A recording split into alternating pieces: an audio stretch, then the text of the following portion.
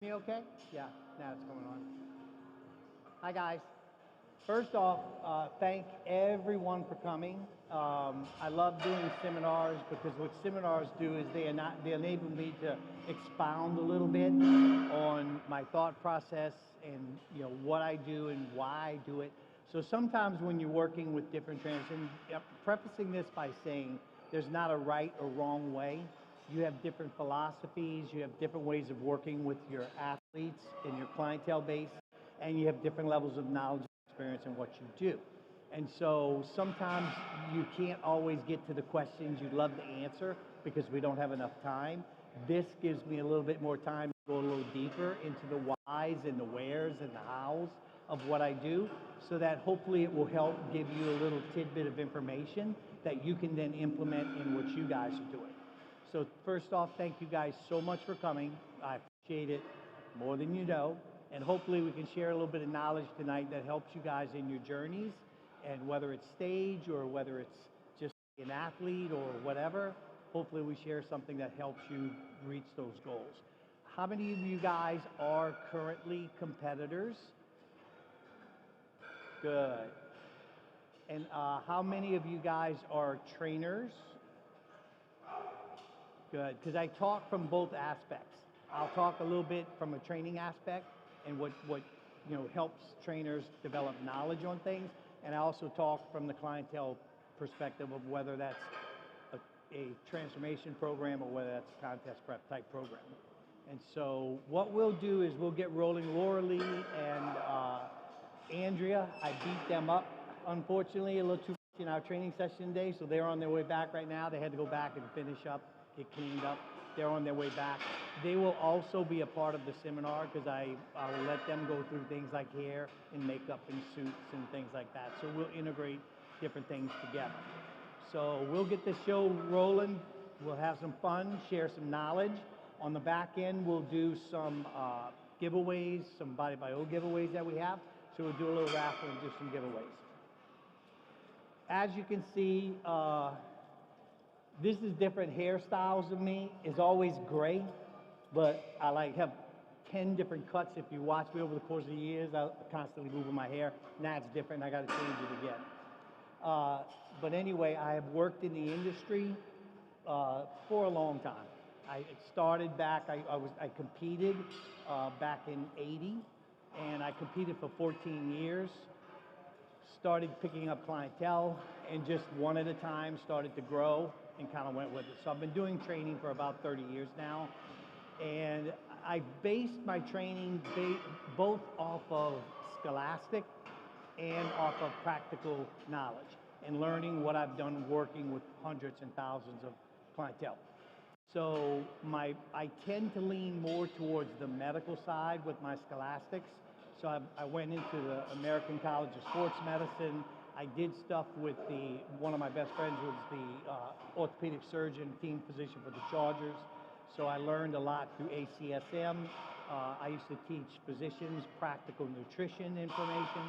So I would work with both the medical aspect because I always wanted to know what affected what. And I always wanted to keep bodies in safe places because it's been my experience only two things can derail you: injury and illness. So I really wanted to keep a control on those and make sure I wasn't putting myself out there where I was putting people in jeopardy, where it would slow them down or hurt them. Again, this is just some of the credentials and things that I've done over the course of my year, working with some of the different NPC travel teams and things like that. I've been very blessed over the course of my career. I've had 6 Olympia champions, the 2 recent Masters Olympia, Jessica Wilson, who won the Masters Bikini, and Arya Safi, who won the Men's Physique Masters Olympia. I've had 11 Arnold's champions, and getting close to 200 on the pro wins. I stopped counting pro cards and I stopped counting overalls and things years ago because I just couldn't keep up with it anymore.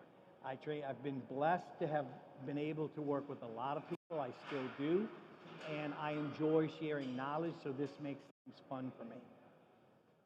The NPC and the IFBB Pro has been my home the whole time. I competed there, and this is where 99.9 of my competitors have always been.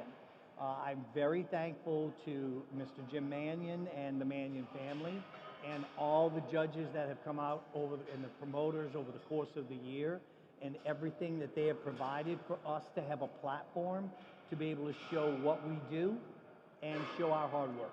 So that platform means a lot because it gives all of us a place to put our energy and show up all of our hard work.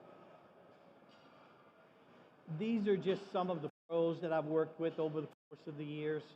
And these are all pretty current now, except Janet hasn't competed in a couple of years. Everybody else is current. Laura Lee Scotto, obviously two-time Arnold's champ, going for her third time this year. So we'll say our prayers and keep our fingers crossed that we have a great weekend. Jessica Wilson, who is your current Olympia Masters champion. Ariel Barley, Vanya was top 12 at the Olympia this year. Mia is a baby with everybody. She's only been competing a year, and she's a pro and already top 5 in her pro shows. So sometimes you get skyrockets, and sometimes you get roller coasters. I can count on one hand the athletes that shoot to the top very quickly. Most of them are roller coasters. So you do well for a couple, then you come down a little bit, then you come back up. All about consistency.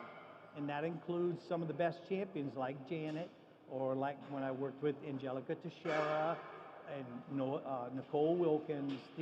All these girls got to the top, but it wasn't skyrocket. They got there through trial and error and determination.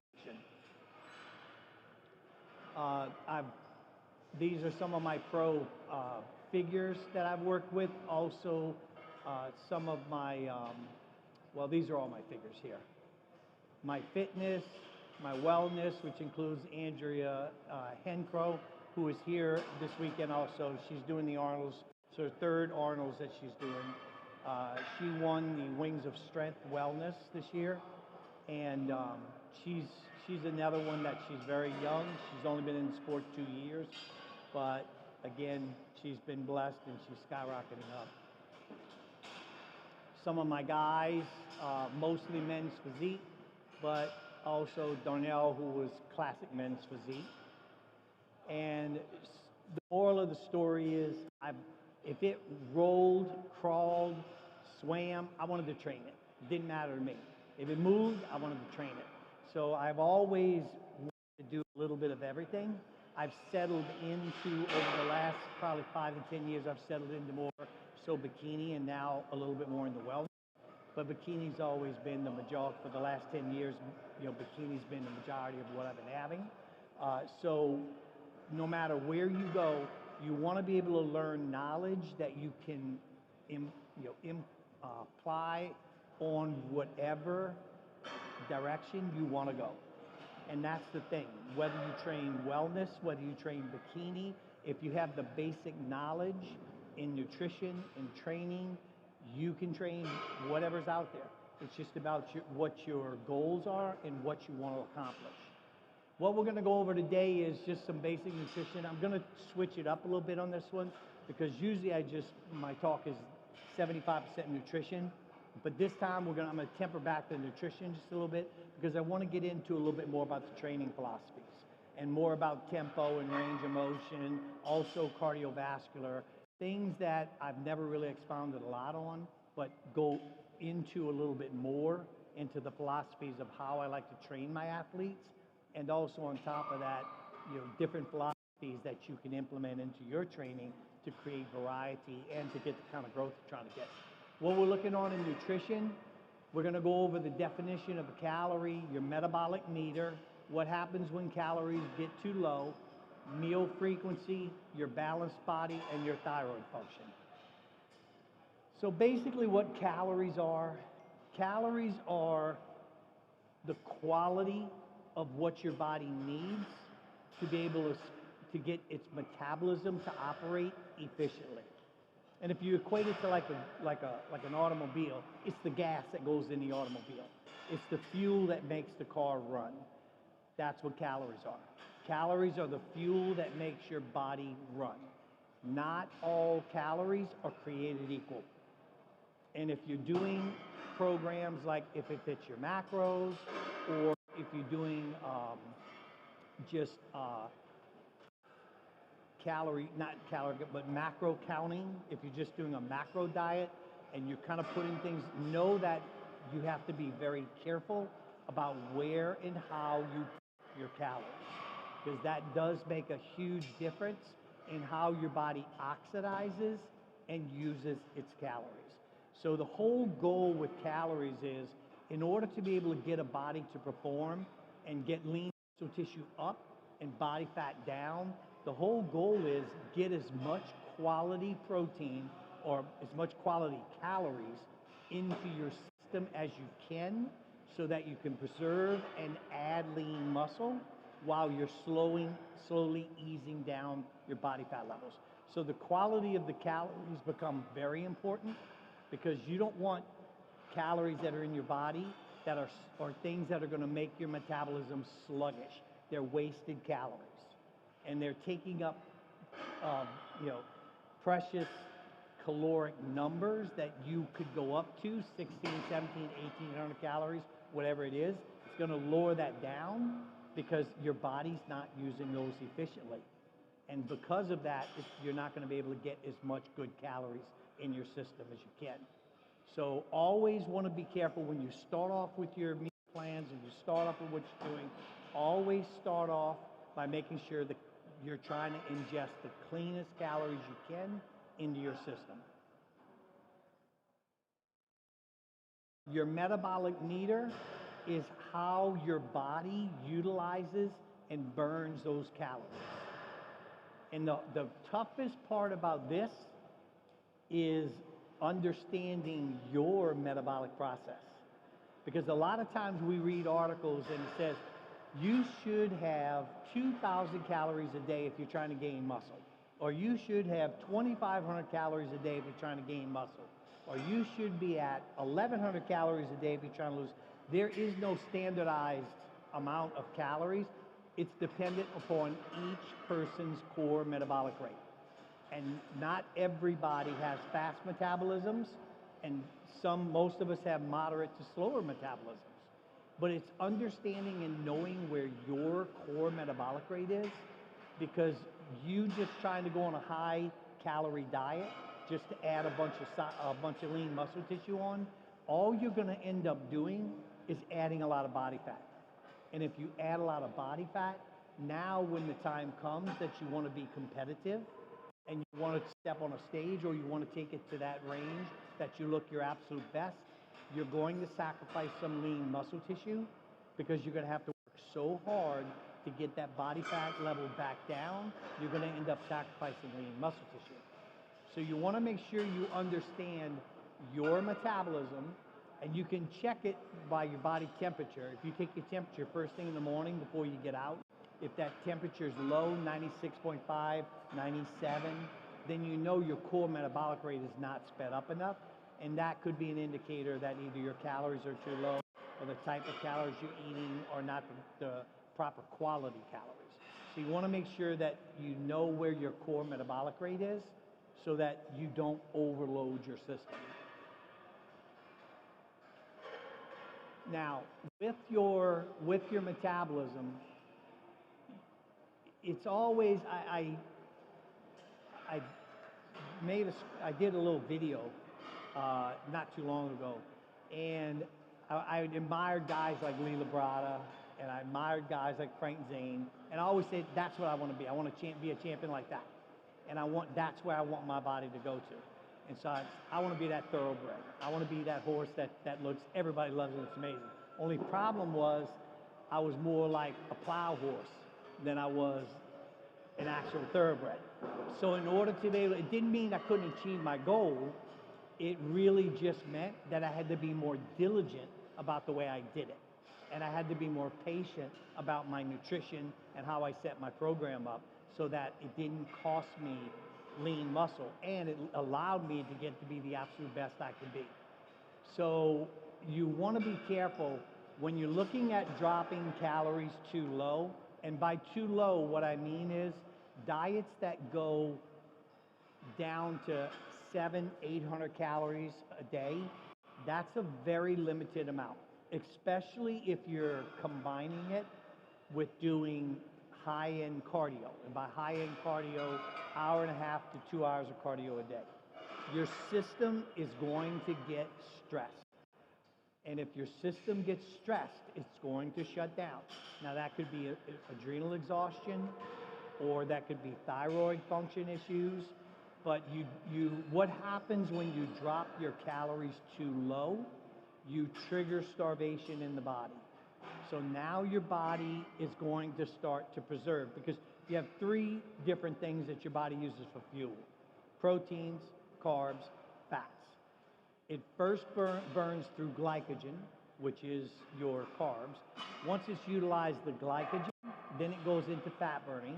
And then once it uses that, it goes into protein. And now you're at the risk of being catabolic. Once it runs through protein, now the next thing it's going to go to is internal organs, because your body has a built-in protection system. So it's not going to want to hurt itself. It's not going to want to take and put itself at risk. So now it triggers starvation, and then your body goes into a hoarding mode, and it shuts everything down to protect itself so that you can sustain life and not have problems, no matter how long of a time it had to go. So you got to really be careful about dropping those calories too low, because you do not want to have a situation where you shut your metabolism down, and then when you try to rev it back up, now your body wants to store and hoard everything. Your meal frequency is the other part of that equation. So the two things that can trigger starvation is too much time in between meals, to where now your body, two things happen. Number one, if you go 4 to 5 hours without eating, your blood sugar levels are probably going to drop on you, which then obviously you can pass out. There's issues that can happen, through insulin drop.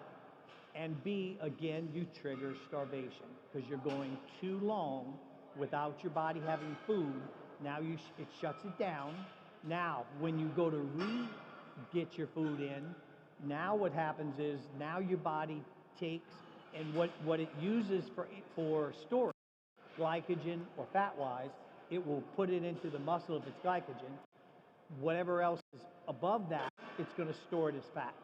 So now you're only utilizing maybe 60, 65% of your meal, and instead of using all of it, speeding your metabolism up, again, now your body's going to slow itself down. It's not going to utilize its calories, and it's going to start storing as fat storages. And so that's a vicious trap that you get into. I had a question the other day. Someone had asked me how I felt about intermittent fasting on a high impact as far as cardio, and on restrictive calories like a prep. And it's right back to this scenario. So going that long without doing intermittent fasting, and whether that's 5 hours fasting or 8 hours, whatever it is, the more that length of time goes, especially if you're an athlete, you are not going to be able to function. Your motor senses are going to get very slow.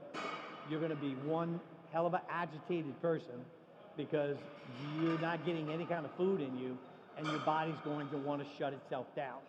So be very careful when you set up your meal frequency. Think of your metabolism like a fire. And the more good wood you put in the fire, the hotter the fire burns. Well, it's the same way with your core metabolic rate. If you give it good food, and women can only assimilate on average between 350 and 450 calories in a session.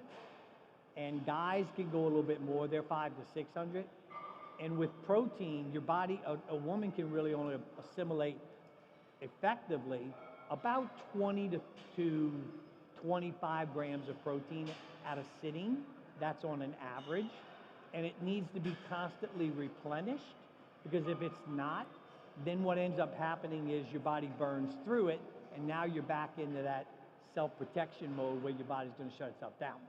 So small, frequent meals are always going to be your best alternative. You know, two reasons why. Number one, because your body's going to release energy, and because it knows that you're going to be refeeding it again in about 3 to 3.5 hours. So it's going to release the food for energy, and it's going to keep that core metabolic rate moving, and that keeps the energy levels up. That keeps everything healthy. Hi, guys. So as you guys can see, Laura Lee and Andrew are here with us, and they'll be going through and interjecting in some of the different things we go through today also. Hello. Can you hear me? Yeah. I think, can you guys hear me? No? So now, looking at a balanced body, more so for women than guys. Guys are more to the easy side because they're testosterone driven. So basically you ramp up their test levels, you feed them good, you give them solid calories, you give them their good supplementation, their bodies grow. With women, you guys are way more complex than that. So you have to keep your body in balance at all times. And I mean everything, your hormones, your endocrine system, your adrenal glands, your thyroid. Think of it like a pendulum. And you get that pendulum off, and all of a sudden that pendulum starts swinging, and it just starts swinging more. And it's like the harder you try, the further away you get. And your body keeps fighting you and fighting you because you get things out of balance. Now that could be from nutrition imbalance, that could be from supplementation, that it could be, there's a lot of different things that can affect your body balance. But it is one of the most important things for girls because everything needs to be in balance with everything else. When it is, you can accomplish just about anything you set your mind to. And when it's not, your body will fight you like the dickens. How many of you guys have ever done cardio and you've been sweating on the cardio machine, but it feels cold? It doesn't feel hot. It's like a clammy sweat. That's your core metabolic rate not being sped up. That's your core metabolic rate being slow. You want to feel your body when it's trying to speed up its core metabolic rate, it internalizes heat. It turns heat in, so it makes sweat clammy. You don't get that heat out. When your core metabolic rate is moving and it's going fast, it releases heat. And then you can sit back. A lot of times when I train, you know, the girls, I have my hands around by their back because I'm wanting to feel, okay, how's their body temperature? Is it hot? Is it clammy? Is it cold? What's their core metabolic rate doing? So a lot of times you can tell by that way how fast your core metabolic rate is moving.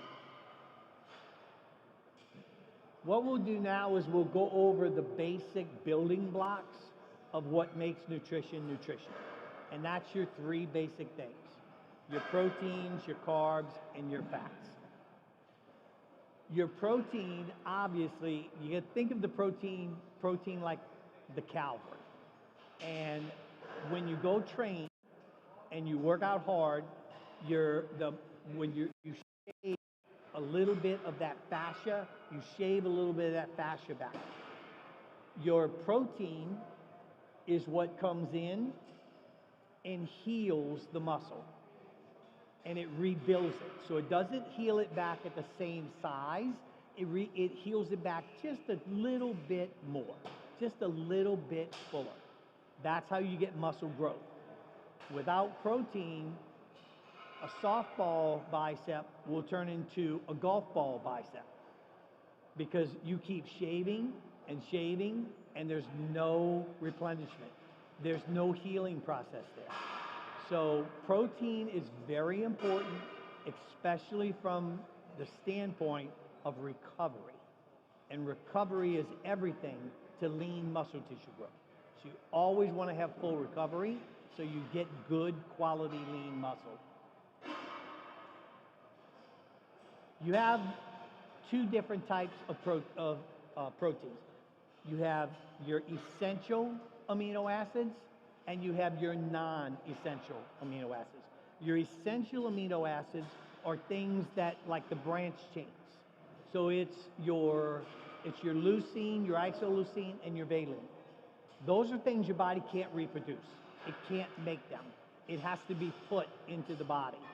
So I tend to be more of a proponent of not using whey proteins as a pre-workout or a post-workout because the quality of those branch chain amino acids and those essential amino acids to get the same quality that you can get in a pre-workout and a post-workout, the calorie count goes too high. And if you're dieting for a prep or on a restricted calorie, again, it goes back to you want to maximize your calories. I don't want to drink my calories. I want to eat my calories because drinking your calories doesn't sustain you and hold you.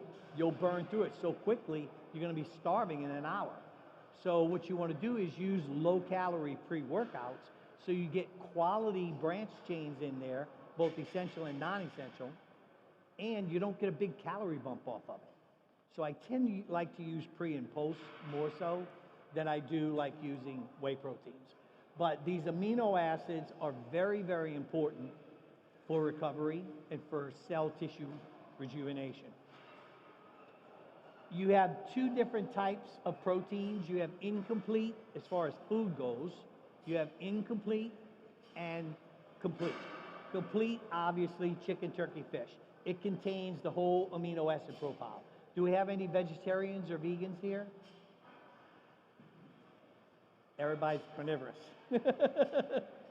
Everybody likes steak. Good job. With vegetarians, where you have to be a little bit careful, especially the trainers who are training, where you have to be careful is their protein sources come from this incomplete protein, which is basically corn and bean, legumes, things like that. The problem with that is, A, it's incomplete, B, it tends to have fats and carbs wrapped into the protein. So you have to watch because the calorie count, when you're trying to get the protein content up, the calorie count tends to come up too. So for them, it becomes very important that the quality of what you bring in supplementation, like pre and post workouts, really help to make their proteins more complete so that they get the same recovery as people who eat meat, salmon, steak, things like that.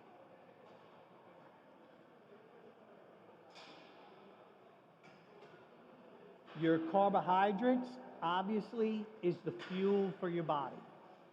And your body will tend to utilize carbohydrates before it will use fats and proteins. And obviously, the body converts carbs into glucose. That goes into glycogen, which then gets stored into the muscle. And whatever doesn't get stored gets passed through the liver. And we'll go over this a little bit when I get to sugar alcohols. But you have two different types of carbohydrates. You have simple carbohydrates and you have complex carbohydrates. Simple carbohydrates like vegetables and salads, lettuce, things like that, they're going to burn faster because the substance and density of it is a little bit lower than that of complex carbs. Complex carbs are slower ingesting into your system. And what is the relevancy of being slowly injecting? It flatlines insulin. And the more even keeled you can keep insulin, the better off your energy levels are going to be through the day. You do not want to be on an insulin roller coaster because that's when you're on the elliptical and you're going 100 miles an hour and everything feels great, and all of a sudden that insulin level drops on you and you become the Wicked Witch of the West. And everybody's like, what the hell just happened? It's because everything gets thrown off, your temperament, everything. So we want to always make sure that most of what we get in our carbs are going to be coming from complex carbs. You have 3 different types of saccharides that are basically sugars. So you have monosaccharides, which are singular molecular rings. You have disaccharides, which are 2 rings, and you have polysaccharides, which are 3 rings. Now, obviously, polysaccharides are going to be your complex carbs. They are the best source of energy for you for having consistent energy throughout the day. Your disaccharides are 2 molecular rings, but that includes a lot of sugar alcohols. And the problem that, not so much misinformation, but just not enough information about, the problem with sugar alcohols is most of us tend to think it doesn't contain sugar. Because the way the FDA categorizes that, if something doesn't significantly impact insulin, it's categorized as sugar-free. It doesn't mean it doesn't have sugar in it, but it doesn't spike insulin. So they categorize it as sugar-free. In reality, it has sugar. So I've had clients that have put 10 Splenda, on their oatmeal, or they'll have, for the course of a day, they'll have 20 packs of Splenda. Then we cut it out, and they lose 5 to 7 pounds of water just because those chemicals are coming out of the system. Thing you have to remember is stevia is always your best alternative, because stevia is natural base. It comes from a plant. It's not refined, and it's not chemically altered or having chemicals added to it. So that's going to always be your best alternative. With your sugar alcohols, like the Splendas and the sucralose, or the aspartames, the problem with those are that they are chemically altered, and they do have chemicals in them, and they are sugar compounds. So you're having sugar, because the way your body processes sugar, whatever doesn't get absorbed into the muscle to be stored as glycogen goes through your liver. And then when it comes out the liver converts it into trans fatty acids. So now you're having the same kind of a fat effect of what you have in donuts or things of this nature. So you always want to be careful about how many sugar alcohols you have, because your body will process, and every chemical reaction has an equal and opposite reaction. So if you put something in, it could be water retention, it could be bloating, it could be headaches. Have you, with aspartame, if you heat aspartame to a certain degree, does anybody know what aspartame converts to? Formaldehyde. So at a high heat, that's why they tell you never leave Diet Coke sitting out in your dash, because at a high heat, it'll convert into formaldehyde. So you're basically embalming yourself. And so if you've ever noticed you drink a hot soda or something and it gives you a headache, that's a chemical, that's your body reacting to a chemical that it doesn't like. So a lot of times, especially you guys that are doing preps or doing specific things, be careful with those sugar alcohols, because they can definitely create issues, both from a physical standpoint and a health standpoint, but also they can make you very watery, make you bloat you, create irritability. Be careful with how many sugar alcohols you use. So you want to try to, as much as you can, you want to try to get most of your sugar contents from your complex carbohydrates. So basically, carbs are there for 2 reasons. 1, to fuel your body for energy. 2, to replenish the glycogen that gets used up. So a lot of times, people are always, when's the best time to have carbs? The best time to have carbs is both before, well, let's ask the question. Who thinks it's better to have carbs before your training? And who thinks it's better to have carbs after your training? The reality is both. You need both. Because you need to be able to have glycogen in your system. How many of you guys have tried to do 35, 40 minutes of cardio fasted on an empty stomach with no glycogen, and your energy goes like done? You have nothing, so what do you have? You have a half-assed workout that doesn't get you anywhere. It's important to have your glycogen before, so your sessions are good, because the bottom line is, if you're going to do training or you're going to do carbohydrates, do it when you have cardio. Do it when you have energy. That way your sessions are good sessions. It's important to have it after also, because you want to replenish the glycogen stores. So what I tend to do is I tend to surround our workouts. We do that with a lot of Laura Lee's diet. We surround her workout with her glycogen because that's when her energy is at its highest. Where you want to have things at a lower point at the end of the night, when you tend to be more sedentary and you're not using calories as much as you were during the daytime. And basically you want your body to wind down and get some rest.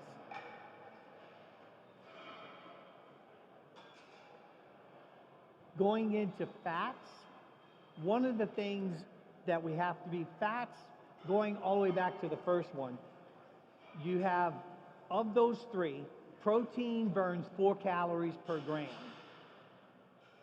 Carbohydrates, 4 calories per gram. Fats, 9 calories per gram. So what does that tell you?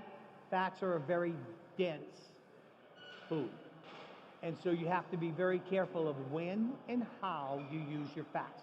Now for the female athletes, fats are extremely important because that's your hair, your nails, your skin tone, your hormones, and your long source of energy. So whenever I work with long distance runners or I work with athletes who do triathlons and things like that, their diets are always high in fats because they stay in that fat burning lane for very long periods of time, and it becomes really important for them to have sustained energy through the whole course of that 1 or 2 or 3 hours that they're running, whatever that might be. So when you look at your fats, what you have to be careful of with fats, because it's a dense calorie, you have to be careful of how much you're ingesting at one time. And product labeling can be very, very confusing because they base things now off of the full calorie count of the whole package, not the calorie count of the individual serving size. So for instance, how many of you guys know the serving size of Pam, which we all just about use Pam, all of us. How many of you guys know what the serving size is? So I think what she was saying is, second? Yeah, it's about 1/3 second spray. Now honestly, how many of you guys spray for 1/3 second? No, we put hearts, we do Mickey Mouse ears, we try to spray to cover the whole pan, and I tell my clients all the time, couple of shots, and then use your hand to coat the pan, spread it that way. But you can spray 5, 6, 7 serving sizes, not really understanding and knowing, and something can legally be 0.9 grams or under and still be categorized as fat-free. So you got almost a gram of fat, you're spraying 8 or 9 servings, so now you're having almost 9 grams of fat because you think something is fat-free. So that's where you have to be careful. So the volumization of things come up.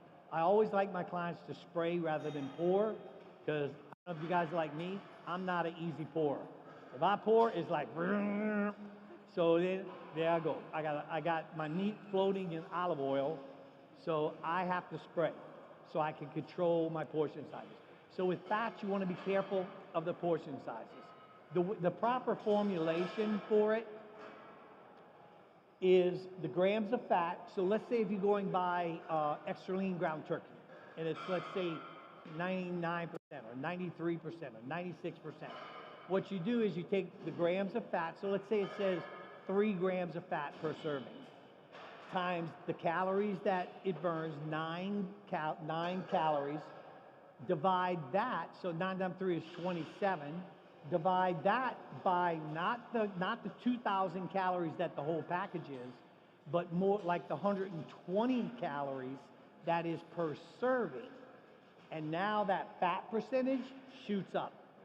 So what you think is 98 or 99 actually turns out to be 89 or 90%. So the fat content, you want to make sure the fat content is broken down based on the serving size, not the size of everything in the package. Because none of us really sit there half the time and eat 2,000 calories of protein in one meal. So be careful and watch those serving sizes. The other thing is the quality of your fats. And again, just like with calories, not all fats are created equal. If I left it up to my clients, their only fat they'd have is peanut butter.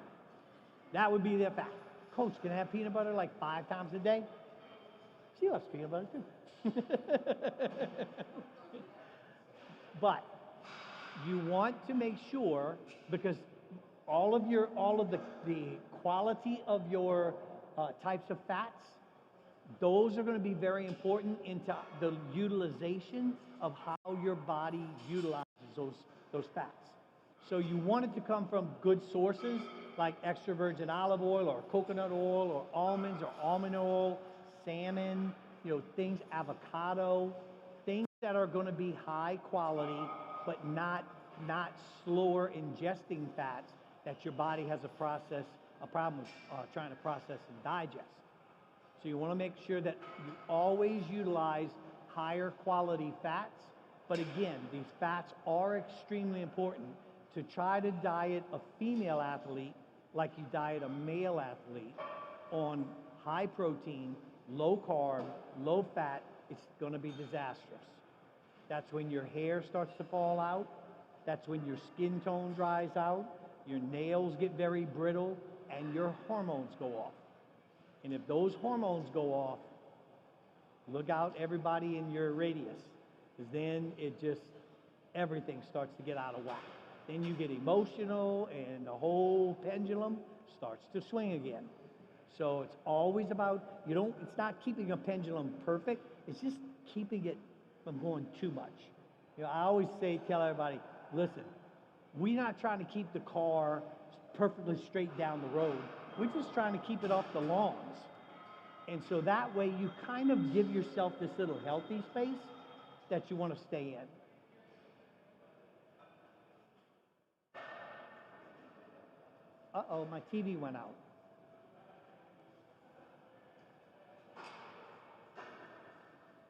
We have a malfunction here. It's probably because I talk too much. There's a lot of important information that Kim points out with nutrition. I've heard so many times that, Kim's diet are so simple, as they should be. It should be very easy for you to know what a protein is, what a fat is, and what a carb is, and what your body actually metabolizes. It's very important for you to know that you need to digest your food, right? So to keep it as simple as you can and try to find enjoyment through those foods is key, and it has been key to my success when I first started bodybuilding. And I love meal prepping. I love knowing that I have 4 ounces of chicken 3 times a day. Like, I can recite my diet every single day because I'm eating the same thing and I know how I feel, and at least I have those things that are manageable and recurring into my day, and I find it great, and there's so much health benefit to having those diets. So don't overcomplicate things, having those sugar-free, fat-free. I remember when I came to the US for the first time, I was like mind blown. I was like, how many sugar-free, fat-free stuff there was. I think the first grocery shopping I did was like all of it. I just got all of it. And then, of course, you start having some pain and you're like, what's going on? And then bloating issues. And then whatever good food you're putting into your body after that, you just don't metabolize it as well. So it sounds really fun, but try to find fun into the whole foods and what it actually does to your body, like functionally. And you're gonna love your sweet potatoes and your little almonds and cashews. So what we'll do, we'll go into, I know that I've memorized, I've been doing this thing 20 years, like got the rest of it memorized. We're almost all the way through it now. But what we'll talk about next is water and the importance of water. Because a lot of times what we think is that we need more fat burners for energy. 90% of the time it's dehydration. And the thing about water is, I usually have my athletes go anywhere from 3/4 of a gallon to a gallon a day on average. That's where I like them to be. If they like to drink more, that's awesome. You have to think about your body almost like a battery. So it's got its electrolytes in it. And as you drink, every time you go to the bathroom, you lose electrolytes. So the other component that's extremely important along with your water is your electrolytes, because the electrolytes are the transport that gets water to the muscle. You need cell hydration for energy, for recovery, and to prevent dehydration, because those are all the factors that will end up shutting whatever you're doing down. So it's not always good to just drink, and especially if you're also on top of that, you're having a lot of coffee or tea. Those are natural dehydrants. They're going to leach electrolytes from your system. So normally what I recommend is adding some electrolytes to your water, and just get a low-calorie electrolyte. You know, they have the emergencies and things like that. You can add it to your liter of water or your gallon, whatever you have. That way, as you're drinking, you're replenishing those electrolytes. And you don't want to get electrolytes off, because if you get electrolytes off, it's that same imbalance. So you can see how everything works in balance with everything else. The other aspect of this is your sodium. And sodium is not an evil word. Everyone should have sodium in their system. It doesn't have to be in an abundance. You want it to come from a good source, like pink Himalayan salt or sea salt, things that maybe don't push your blood pressure. But you need to have, it's not about having no sodium to drop water. It's about balance. It's about sodium and potassium in balance. You need both of those electrolytes to transport water both intramuscular and under the skin. So it protects the skin from burning, and the intramuscular keeps the hydration so that you don't get fatigued. So a lot of times when you guys are feeling fatigued, make sure you're having your electrolytes so it doesn't interfere with training or working out. Our supplements, which we'll give away some of our supplements here. Supplementation is very important, because obviously, especially when you're on restricted calories and you can only have so much food at one time, you don't want that to be supplementation. Supplementation fills the gap, because obviously we can't eat as much as we want. So it fills the gap on the nutritional balance that you can't get when you're eating restrictive calories. So it helps to balance out all your vitamin levels, your minerals, your electrolytes, all those things. And those become important because that keeps your body at a balanced state at all times. Now we get to go on to training. So what we're going to do, and what I want to go through with you guys, are all of these components. So your tempo, intensity, range of motion, proper training techniques, certain body styles, and you're achieving a balanced look. Because this is different for every single person. Everybody has different needs, because no two bodies are created equal. And everybody's got genetic abilities, pluses and minuses. So when you're putting together training programs, a training program has to be styled for your physique. B, it has to be extremely efficient, because your body, it has to be, I'm not a proponent of changing workouts every 2 weeks or 3 weeks, because just when you design something to specifically attack an area on your body that you want to improve or you want to get better, just when it's starting to work, boom, you're going away from it. And now you're going out, and now your body gets away from working and goes over into this other area. So when you design programs, you always want to design it and give the program time to work. So you don't have to, most of the time we want to switch it up, it's boredom. Because we're tired of we don't want to do this it's boredom. But you can create variety staying with the same structure and form. You just utilize different pieces of equipment to create the same desired goal of how you're trying to hit a muscle group. The first big thing being tempo. And tempo, anybody who has worked with me or has done things with me, you know I'm a stickler for tempos. You know I like to slow things down, because I don't want to go hunting with a shotgun. I want to go hunting with a rifle. I want to target and really hone into an area. And I don't want to do chest and get a tricep pump.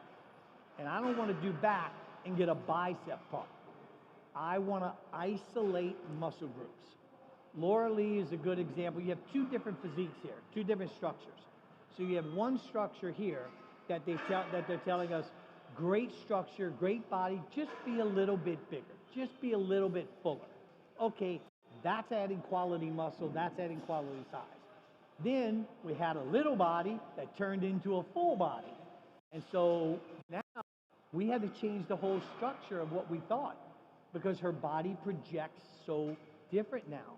There's fullness and there's roundness. Now, where did that come from? A couple of things. Number one, body maturity. Her body is just, a lot of people don't realize, been competing since she's 19 years old. So even though she's young, she's 26, her body is, or is it 27? I'm 26. 28. I just said 29. See, this is why I get fired. I don't remember half the crap. No, I mean, I like it. I guess if I got to make it error down, never error up. So what we learned is, okay, over the course, her body's matured. Our training style has created more volumization to the muscle. So now we have to train completely different. We can't train for density because she's going to outgrow the bikini division. So now we have to be very smart, and we have to go in and target where we're trying to hit. So tempo is the speed that you perform an exercise. So if you're doing training, and let's say she's doing shoulder press, and you're doing this, okay, that's swinging, okay? You're losing half of what you're trying to do, because what you're doing with your tempo is, it's kind of like a pump set. You're just going, but you're really not slowing it down and letting it get into the fiber. Your muscle has 3 types of fiber, and you want to try to activate as much of those fibers as you can. So by slowing it down, you take the cheat of it, you isolate the muscle group, and you don't recruit all the other muscles that are connecting to it.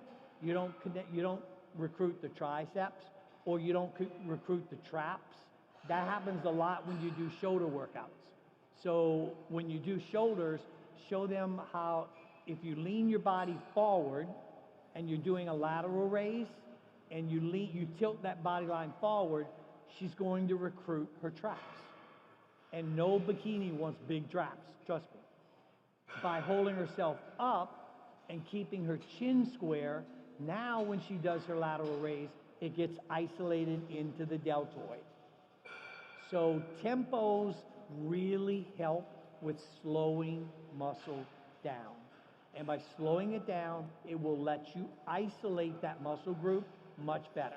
Now, don't get me wrong, there are times, especially, how you train guys use more compound movements because they are trying to add mass on top of refinement. Girls, if you're a first timer, and we was talking to you guys are beginning, and for first timers, maybe you're a small athlete and you need to add a little bit. Okay, having some compound movements will help add a base to you and help create that muscle density that you need to have a quality base. But as you get up the ladder and your physique tends to mature and grow and you get enough size, then it becomes about refinement.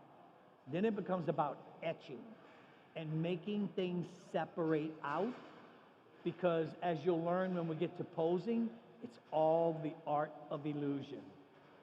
When you're on this stage and you're showing, it's the art of illusion. I promise you, what you see from these two down here, when you see them on a stage under lights, boom. How many times have you guys went to shows and went, oh my God, the guy's huge? And then they come on stage and you go, holy shit, he's really small. It's an illusion. It's the illusion of capped shoulders. It's an illusion of depth to the muscle. And that's quality. That's what you do with quality. So tempos, always try to slow your tempos down. Make it more isolative. Intensity, there's a lot of times you have 2 ways when you think about training. You think about volumization, which is how much you're doing, what's the volume of work that you're doing, and intensity, which is how hard are you attacking the muscle. And so a lot of times my focus is always on intensity.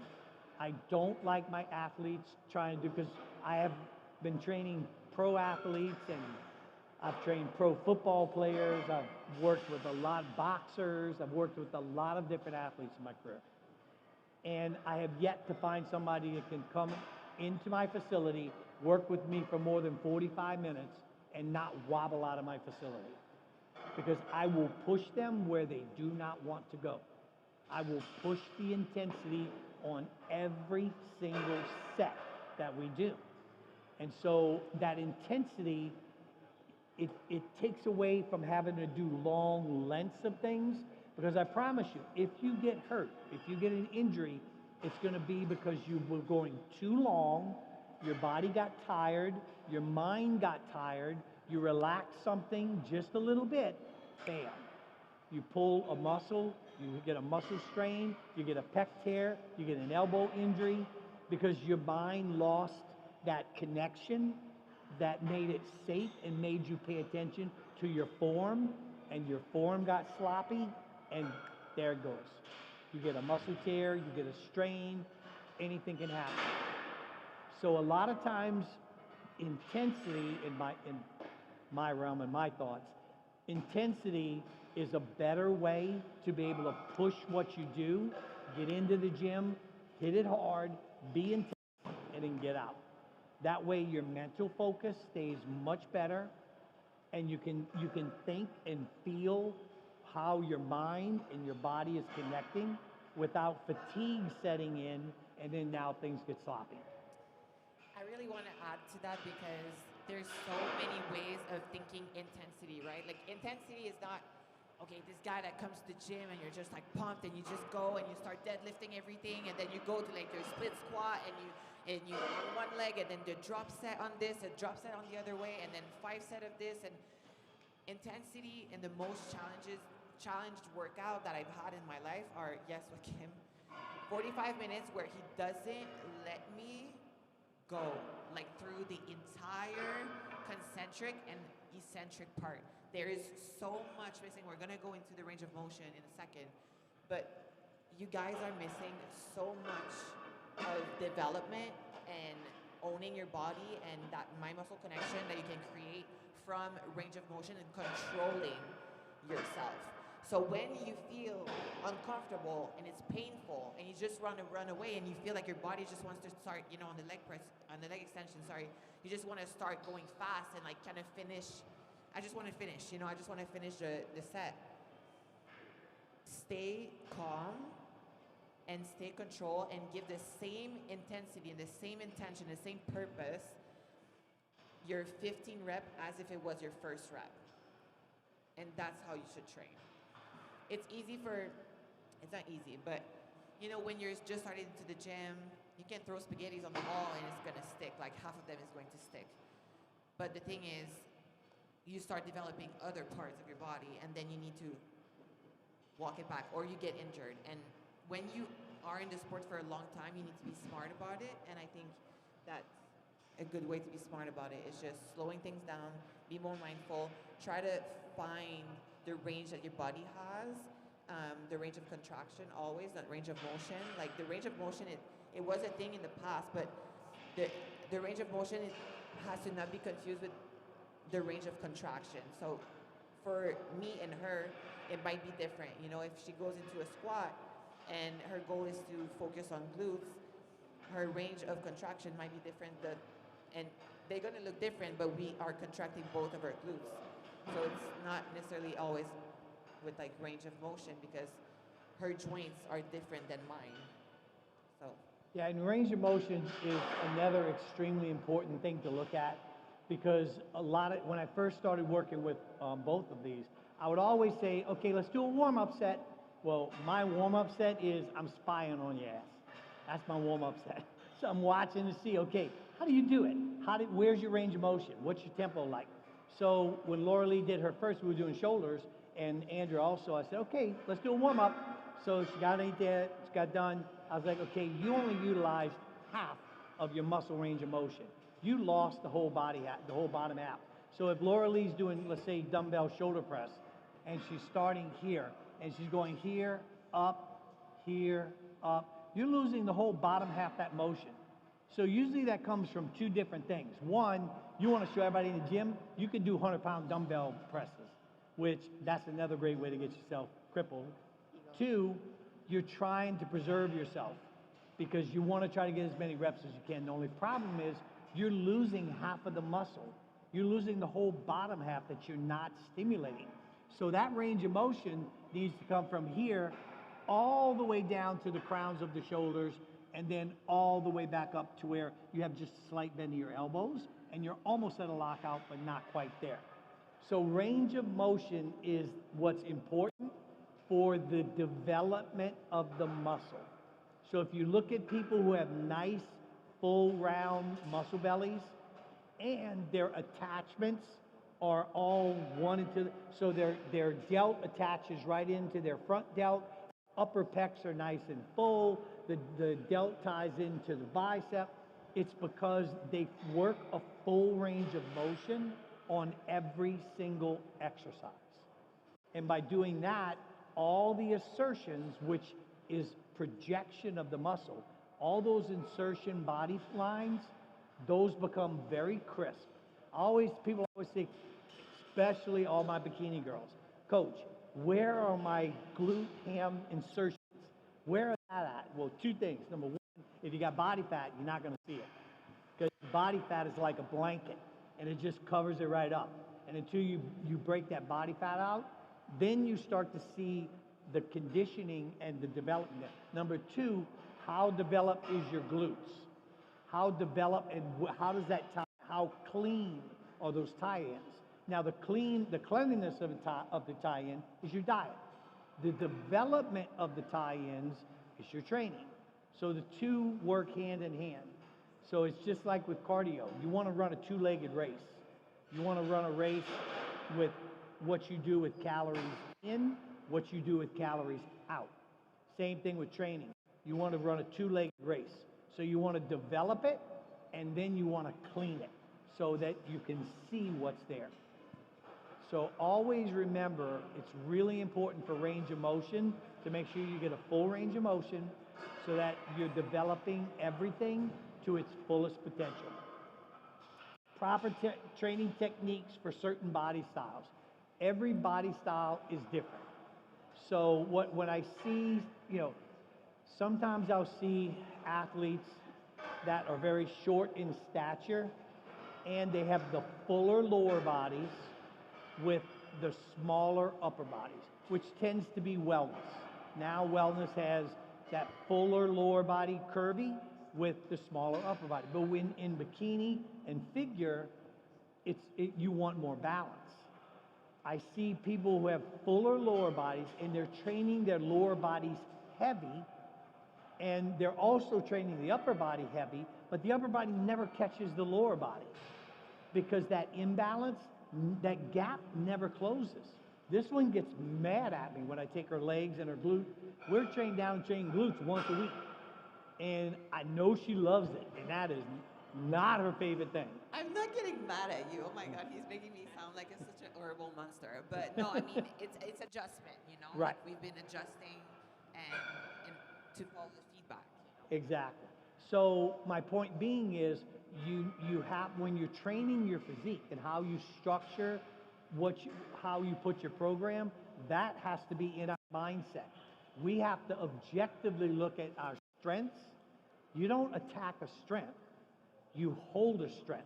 You attack a weakness. And you don't slow strengths down, you bring weaknesses up. And that's how you balance a body. So it's really important when you guys design programs or when someone designs a program for you, it has to be for your structure. So if you're lower body dominant, back off the lower body a little bit, but make it more functional than compound.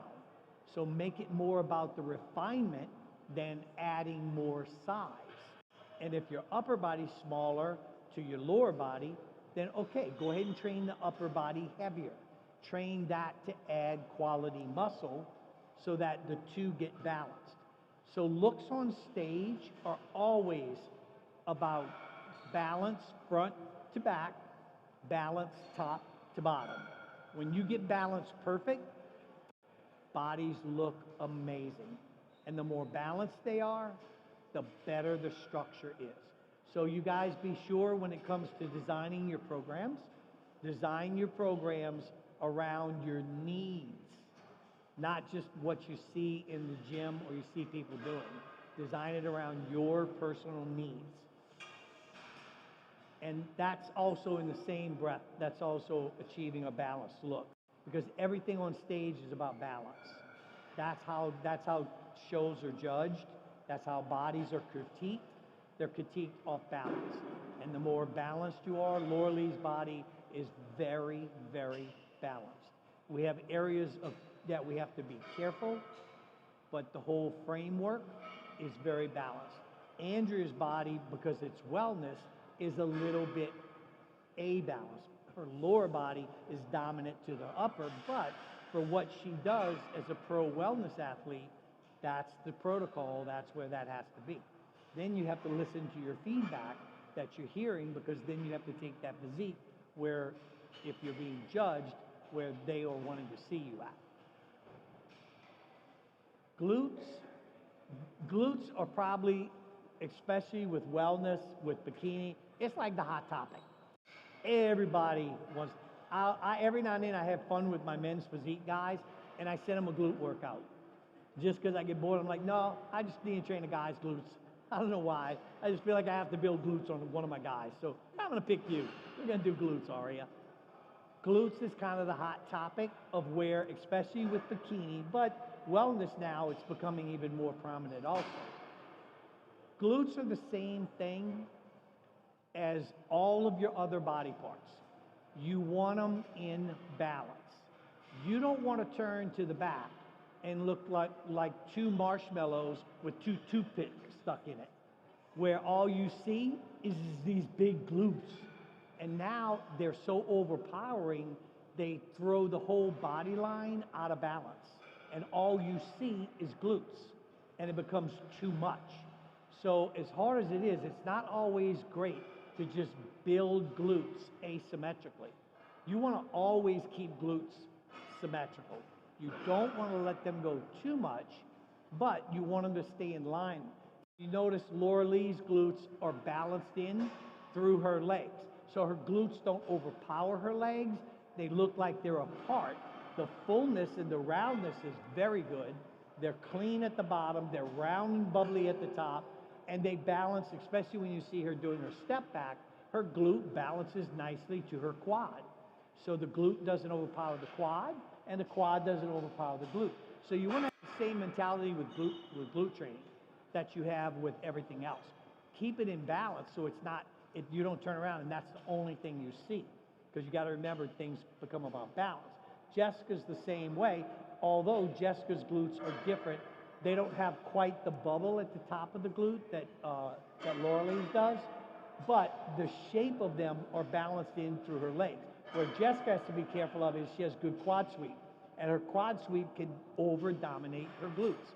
That's the other thing you want to be careful of. You don't want leg development to overpower glute development, because then that sinks the glutes into your body and you lose the glutes because the legs are overpowering.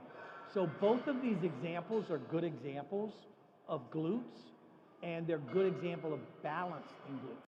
Now when you're training glutes, you kind of have two philosophies out there, and the two clash heads every now and then, because one is heavy training on a compound movement like squats or heavy hip thrust, or things that are really heavy weighted, and you have more isolation in the movement. Now with isolating your glutes, that's important because that targets the areas that you're trying to improve. So for instance, if I was asking you guys, let's really work on the top of your glute, what part of the exercise or what exercise do you think is a good top of the glute?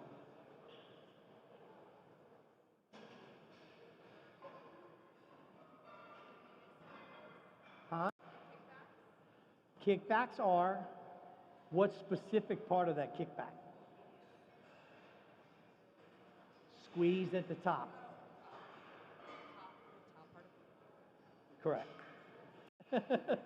So when you're training, the bottom of the glute, if you're doing, let's say, a kickback as an example, the bottom of the glute is where the bottom stretches and ties in to the hamstring.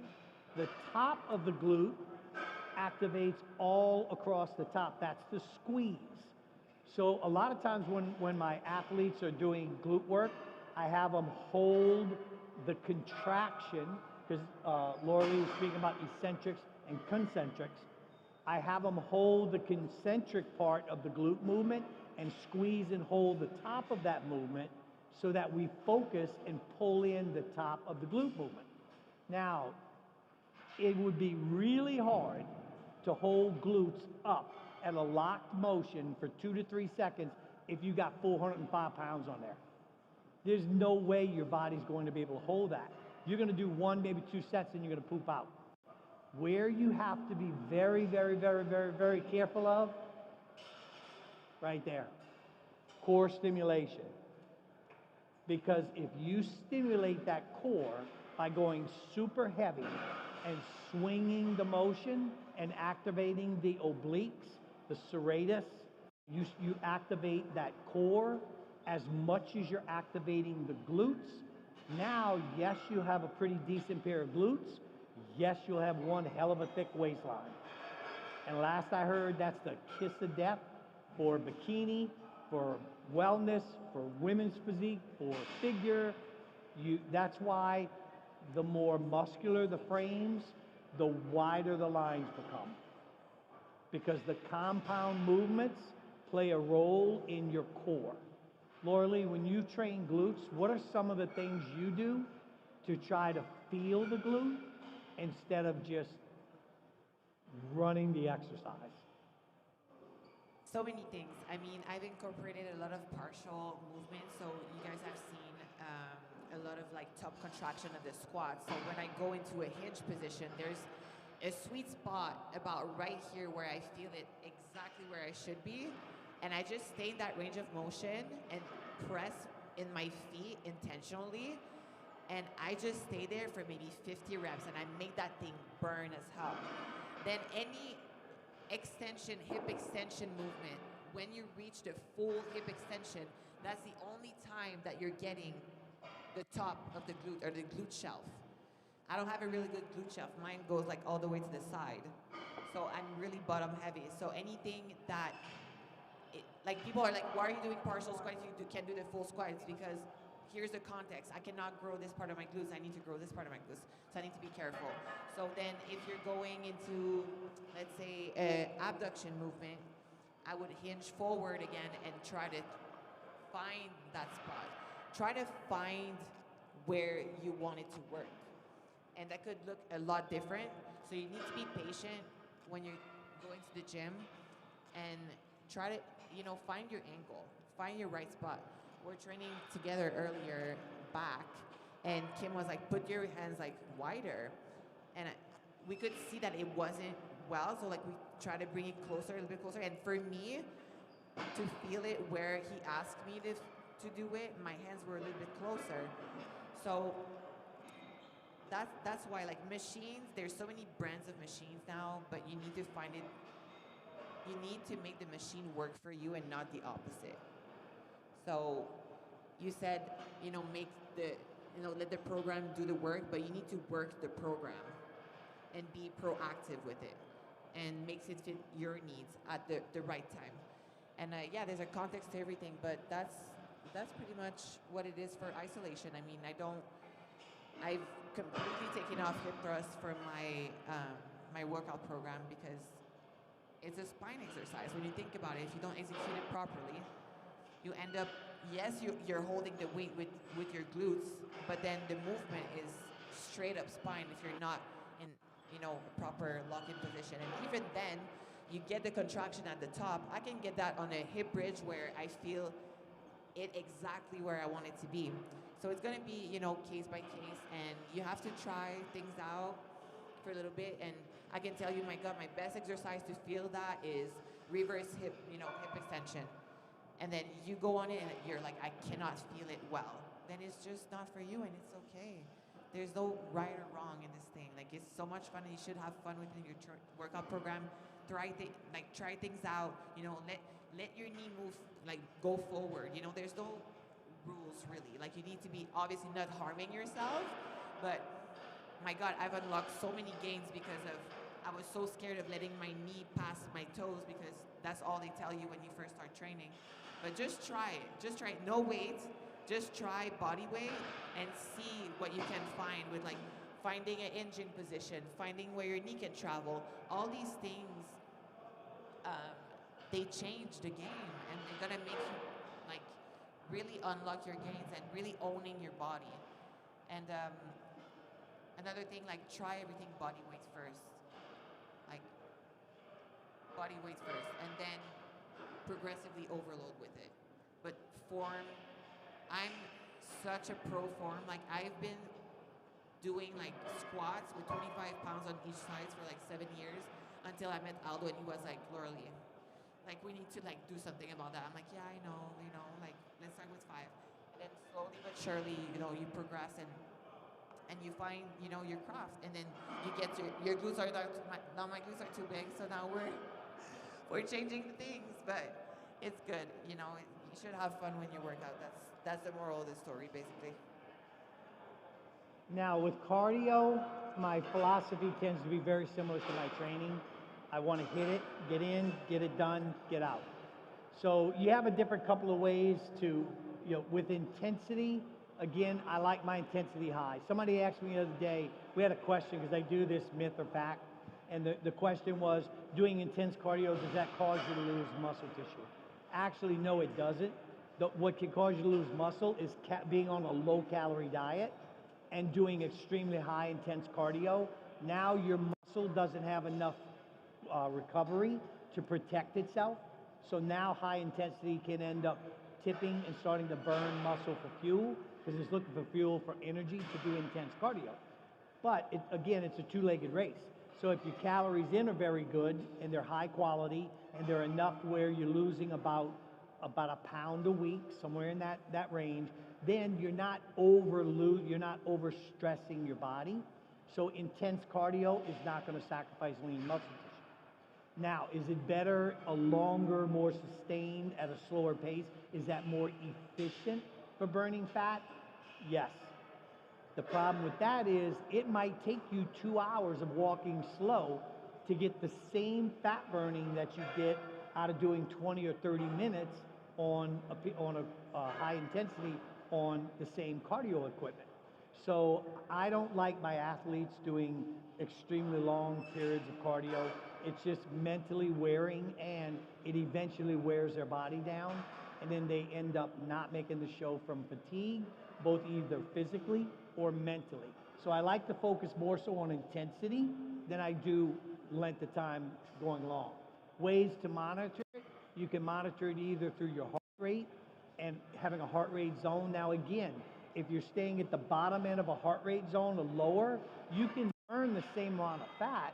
The only problem is the length of time is going to have to go so long, because you're going at a very slow, efficient pace, but you're going to have to do that for a long period of time to burn the same amount of fat that you're burning when you're going at a more intense pace. So I tend to monitor mine more so by calories burned, because the calories burned set the tempo that I want my athletes, so that, because weight loss is about calories in, calories out. And I don't like to have weight loss by one or the other. I like to have it with both. So again, it's a two-legged race. So I don't want to try to lose weight strictly by calorie expenditure and not having calorie intake monitored. I want calorie intake monitored, and I want calorie expenditure. And I don't want either one to be an extreme. If either one of those two are an extreme, you're going to get into that trouble of getting that pendulum to swing. So I tend to, with how I monitor mine, I monitor it by calories burned. So then that way I know what my calories in are, I know what my calories out are, and I can open that gap slowly so that I get the slow, steady pace of what I'm trying to do with fat burning. Fasted versus unfasted, that goes back to the energy source. So that goes back to how much energy do I have to be able to do my cardio. Some people wake up in the morning and they feel amazing, and they go on the cardio at their house, the gym, they get right on it, they go, they got energy, they feel amazing, they burn it. That's awesome. If you have energy and you can train or do cardio on an empty stomach, I couldn't eat before I trained, or everything I ate would be on the floor right on the side of me. So I had to train on an empty stomach because my stomach would not digest the food fast enough, and it would get upset. That would take my energy away from training.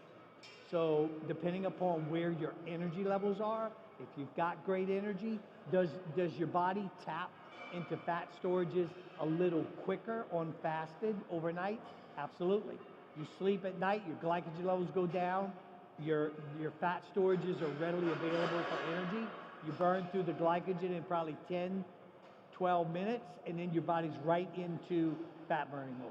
So it is a little quicker, but again, you gotta have good energy because you want that session to be a very, very good session. Targeting areas, you can target areas that your body will not burn fat from that area more about muscle tone and muscle shape. So in other words, the higher the incline on cardio, you will stimulate the glute ham tie-ins more because of the pull-through motion. Because as you're walking, you're pulling through and you're on a high incline. So you're gonna feel the burn, which is muscle tone and muscle shape. That's not body weak. I wish to hell I could spot reduce because my belly would be half the size it is right now. Because that's the only place I would focus on. You're like, okay, body fat, get out of my damn belly. Unfortunately, we can't spot reduce because our body will genetically take things from where our lowest fat cell counts are. Wherever you have the most fat cells, it's going to be the very last place to come out. And that's because the volume of fat cells in that area is a higher concentration than in other areas. So that's why when you're doing cardio and nutrition for weight loss, I cannot stress this enough, patience, patience, patience. I know whenever I competed, I wanted the shit to be ready, and I wanted to be ready in 3 weeks. The only problem was I was sitting there with 8 weeks going, now what do I do? How do I preserve myself? Now I've gotten down too fast. Be patient, take your time. By going nice and easy, that's how you're going to preserve your lean muscle tissue. And so I tend to, with targeting areas, I tend to go high incline because I want to target the back, especially with most girls. Most girls, you hold your body fat usually in two places. It's either through the midsection, where the hormones tend to be, or through the backside. So I tend to do more incline work there. Now, getting into the fun stuff, we'll let Laura Lee, because everything was fun. Nutrition and training is so much fun. But you want I've to sat talk through about my share. I know more crap than any guy should ever know about foundation and contouring and eyelashes. Way, way back in the day when I trained a lot of my fitness athletes. After this was before you had makeup services that were like they have now. They didn't have makeup services at the show. So what we would do is my pros would be like, hey coach, you want to come? We're going over to the Mac place right across the street. And if we go over there and sit down, they'll retouch us up for free. So I'm like, okay, I ain't got nothing to do. So I go sit and watch. Why are you doing that? Why are you doing that? Why are you doing? Million questions. But then I started learning what all the brushes meant and what the contouring meant and what the level of the eyelashes were, and oh my God, more crap than I should ever know. Gave me nightmares for years. But now I don't talk about makeup anymore. I let the girls talk about makeup. So one thing to know about makeup is that stage makeup is very different than your normal, regular day makeup. It's a lot more coverage. It's a lot more bold. And there's amazing artists out there. So if you have the resources to please, please, please hire someone that's going to make you feel so good about yourself. And there's so many great professionals. I can name a few. Nancy Nancy G, Elaine, V, the makeup artist, obviously, Lebu. They're all so amazing. They will know what to do with your face. And yeah, I mean, anyone that knows proper skincare is the base of everything. So you need to have a good application of your makeup. You need to take care of your skin, and obviously that helps if your coach is so aware of how nutrition can affect your skin. But if not, you know, like try to hydrate your skin as much as you can. Drink your water, all the good stuff. And if you're not sure what to do before your makeup, ask the makeup artist. Like, ask them why. Don't be scared to ask questions, guys. Like nobody expects you as a competitor to just know it all. I don't even know it all. So ask all the question and ask again. They, I know they all want to help and they're all there for you ladies, okay? Foundation, I mean, foundation, eyeshadow, lips, like these are all different tints. Sometimes, you know, I've always had kind of the same hair, so we've developed the same makeup look. Like I have my signature makeup look with V, like we just developed it over the years. It hadn't really changed. I haven't tried any like crazy lip stuff. Like I'm just not that girl. I'm very simple. I try to not do anything that distracts. Again, you want to have something that complements you and makes you feel confident. You have no idea like how important whatever you do backstage is actually going to show on stage with the judges, whether it's subconsciously or just how your body language and how you're going to present yourself. So there's no, again, if the like a blue and purple like eyeshadow with like rainbow and unicorns like makes you happy and makes you thrive on stage and make you feel like a winner that day, like please go for it, like, and just be unapologetic about it. Most of you girls want to win, so like try to stay within kind of the realm of like what's trending right now, and obviously like I said, the makeup artists are really going to help you with that. Now the hair, kind of the same thing. The straight long hair is not the thing.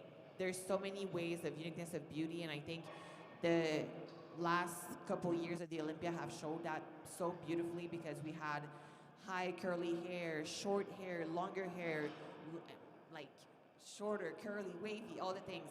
Again, you want something that complements and doesn't take away. You don't want to walk off on stage and like the eyes doesn't go to your physique but goes to your hair instead, or go to your shoes or go somewhere else than your physique. So you want it slick, you want it elegant, you want whatever you want to showcase. Like if you have, like I love showing up like with poise and clean girl eye aesthetic, whatever you want to call it. Like just show up how you want to be received, if that makes sense. And again, these ladies, makeup artists, hair, they're professional, they're expert of their field, so please invest in those and just make it your day. You've worked so hard, you've worked so hard. 16, 20 like years of just busting your literal ASS booties. Take that day like it's your wedding day. Like it is your day, get pampered. And I know sometimes it can be stressful to be on someone's schedule for the makeup because it can get chaotic, but I've never heard any crazy stories that someone didn't make the show because of the makeup artist. So please take that as a go for it.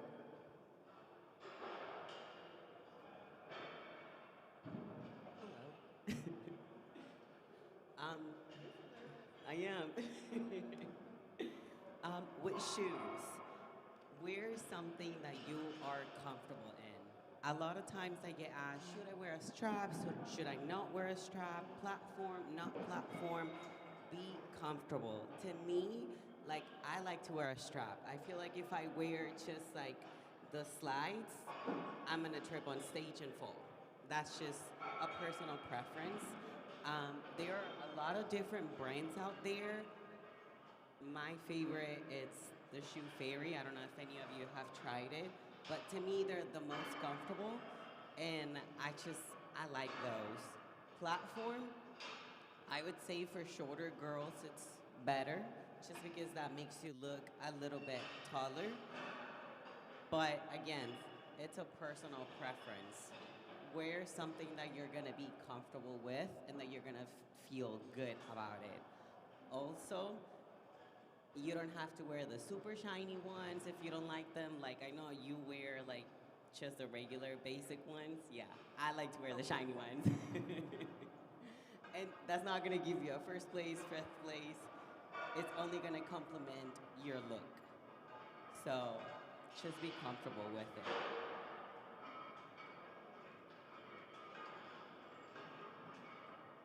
Jewelry.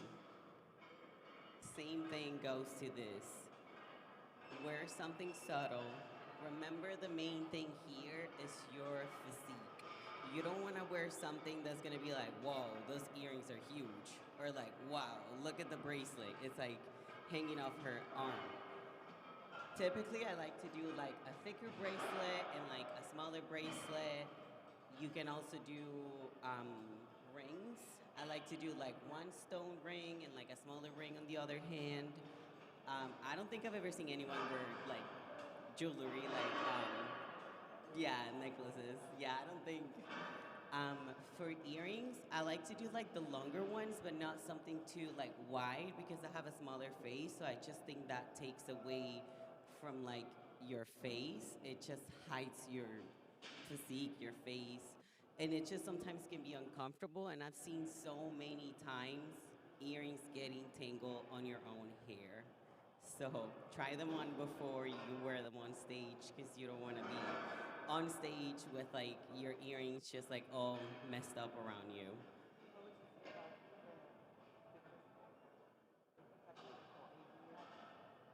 Like the silver ones or like the colorful ones. Yeah. No, I haven't. There is, that's true. There is like the ones that look like a little more colorful, and there's the silver ones. I like the silver ones. That's just a personal preference. I think it looks more elegant and it just look nice on stage, but that's more of a personal preference. Have you tried the other ones? No. I've seen it, and I've seen people who actually add crystals. Like they say, let's say they wear a red suit, they'll add red crystals to their earrings too. But that's more of a personal preference. Just keep it clean, keep it elegant. Don't distract it from your physique and your suit. Do you feel like wellness have more freedom with like their bling, their like swag? Do you feel a little bit? Yeah, I would. Yeah, I feel like for bikini is more like a clean look, wellness. They play a little bit more with it. I would say so. Yeah. And the thing with jewelry is you want it to be complementary, not overpowering. So you don't want judges going, oh my God, look at her earrings, how pretty. If they're paying attention to your accessories, they're not paying attention to you. So you want it to complement your physique.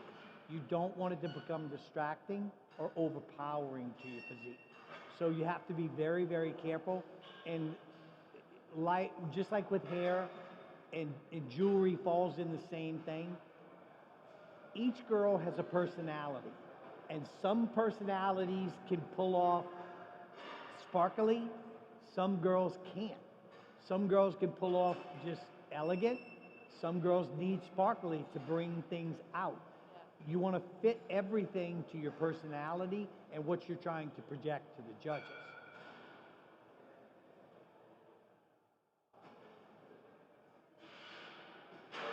That's a great introduction to that. Again, the suit. You don't want to make the suit like the main dish of the party. And we just went to Pittsburgh, and I was wearing that red burgundy suit, and that judge was looking, and he was like, "Oh my God, this suit is amazing!"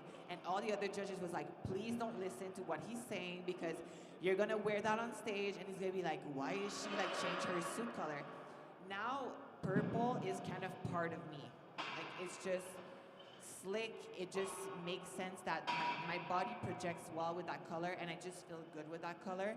I'm not saying that you need to stick to every color. There's so many girls that actually change their suit every once in a while, and it works great for them. But I do still believe that there's a color or vibe or energy that you want to embody on stage that just matches well. Um, Again, there's so many great professional companies that does that. How far out to order? I would do it as early as you can. I understand there's alteration that can be made, but again, the suit that are made professionally, they give you that leverage inside. If you turn your suit in, there's an actual little seam that you can pull and make it tighter. You can also take a little couple inches off, but it's never going to be that far off because your suit, you're supposed to wear it like above your bones. So once you feel that bone, try to keep your tape really tight around that bone, and that should be pretty accurate. And then, yeah, that's for the color, cut, and fit.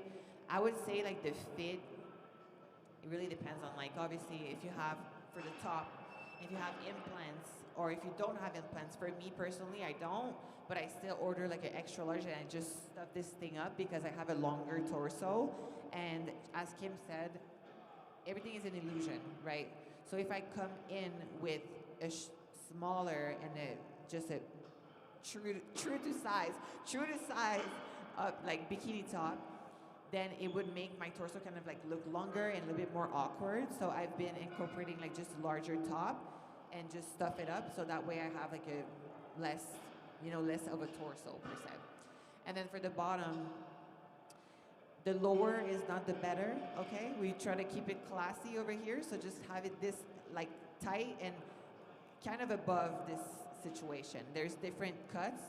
And then for the back side, you want to go with a heart shape that really contours your glutes because it really helps to contour the glute. Obviously, if you guys don't know, we're obnoxiously tan. The spray that we're wearing on stage is in order for us to not get washed out. So you don't want your suit to get washed out with your shape. And to help you with that contouring of the glutes and make your glutes look, more contoured, same thing as your face, you want to have your bottom to fit that bubbly, rounder look. Instead of going with a T or a square or just too high on the hip and from the back, you really want it like low it right here. I think that's Yeah, and whenever you're picking your suits, whenever you go to the suit makers, think about what you're trying to project your physique to look like. You know your weak areas, you know your strong areas. So if you have a small waistline, maybe you can use a double connector line instead of a single connector line. Because you have that tiny waist, it actually balances it out. You don't want things to cut your body in half. Just like Laura Lee said, the shape of the cut. If you tend to have the fuller, rounder, high glutes, then you don't need as much. That's going to overemphasize that area. So when you're picking colors and you're picking cut suits and connectors, always think about what you're trying to project to the judges because you want the suit to accent the look you're trying to show to the judges. Usually with my smaller athletes, I will tend to go with just a little, for instance, Jessica, a lot of times we'll use a mint green or we'll use a baby blue or a version of a pink because Jessica's 102 pounds on stage. She's a little girl. So dark colors swell into her, whereas light colors open her up. The other thing you look at is your skin tones, whether you're fair complected, whether you have dark hair or light hair. So if your hair is dark and your suit is dark and your color's dark, there's too much blend there. So now what happens is the suit doesn't come off your body, so you lose some of the projection that you're trying to get the judges to see. So these colors, like that blue on Lorelei, comes off of her. It pops off of her. So you see the body really well. It really lines it out. That's why she looks so good in purples and blues. Those colors are elegant for her, and they separate off her body well. If you're fairer complected, then the darker colors tend to do a little better because the contrast between your hair, your skin tones, and the suit it's more contrast. It's always about contrast. It's always about creating contrast so things get popped to them. Posing, practice, practice, practice, and when you're tired, practice some more. Because it is every single thing about what happens the day of the show. Judges can only judge what you show them. Show them good, they'll judge good. Show them bad, they'll judge you bad. It's all about what you show them. It's a shame to work your behind off for 12 to 14 to 15 weeks, work your butt off, push as intense as you can, getting yourself ready, get yourself to a great place, and then you get up here and you can't show it. And you don't show all that hard work. And everybody who's, if it's the first timers or a second show, third, everybody gets nervous. I've had a lot of champions walk out on the stage and literally start shaking. I'm like, where's that coming from? What's going on? Why is she? And it's because any given moment, you can process any given emotions. You have to practice so much that no matter what happens on this stage, it's just second nature to you. Whether you, I even know with me, I don't know about you guys, but I know the first couple of times I went on stage, I didn't even know I went out there. I came off stage and I went, did I do anything? And the guy's like, yeah, you did your pose, you did good. Totally, my mind just went to a whole different place. I went into autopilot, but because I practiced, my autopilot was still good. I did things the way I was supposed to do it. But you gotta expect that you're going to be a little nervous. You're going to be excited. You're going to be amped up.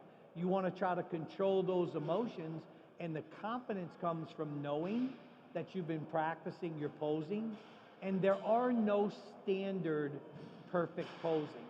It's different for each individual. And as bodies change, posing changes.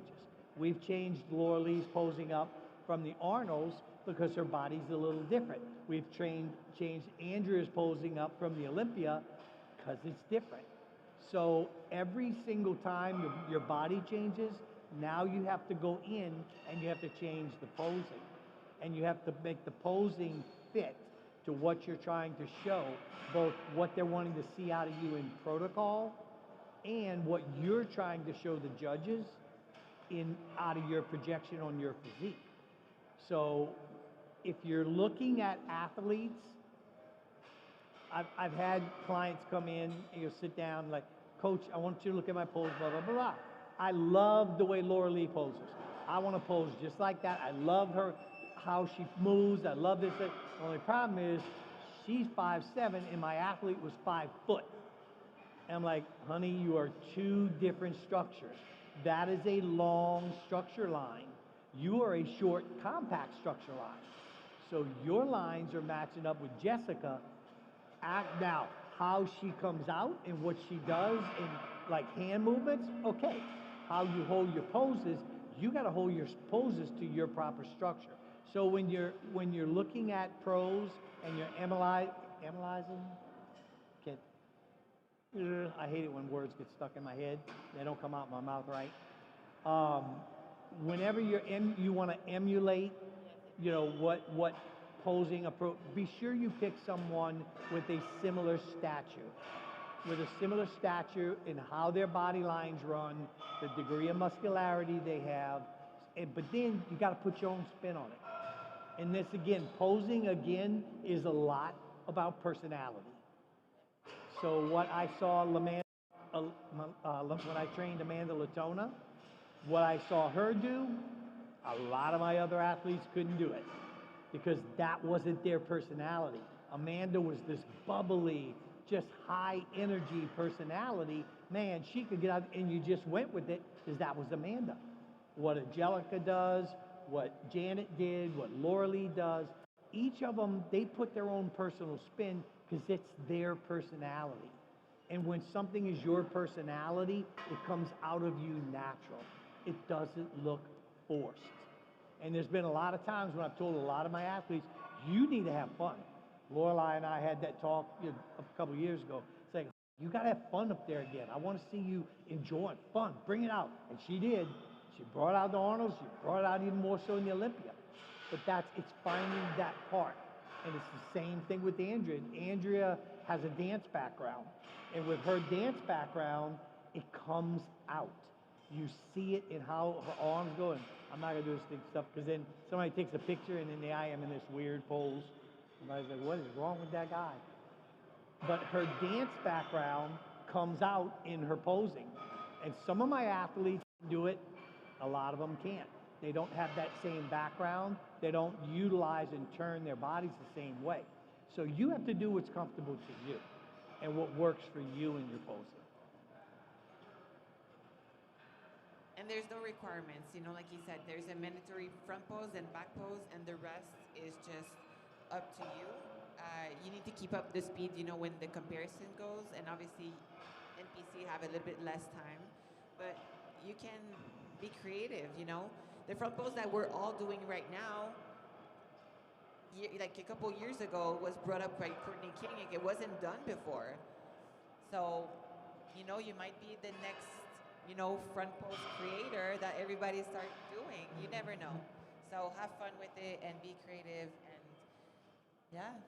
How many of you guys are coming tomorrow for the workshop? They're going to go over a lot of this tomorrow with you Right. guys, you know, one-on-one. That's why we didn't want to touch too much on it, because I didn't want to overpower what they're doing tomorrow. But they're going to do a lot of fun stuff with you guys tomorrow. They put, Jason and put a lot of energy into this. They're going to make it be a lot of fun for you guys. Any questions? We have a microphone. We'll open it up now. Ask your questions. Please don't, there is no bad, the only bad question is the one you don't ask.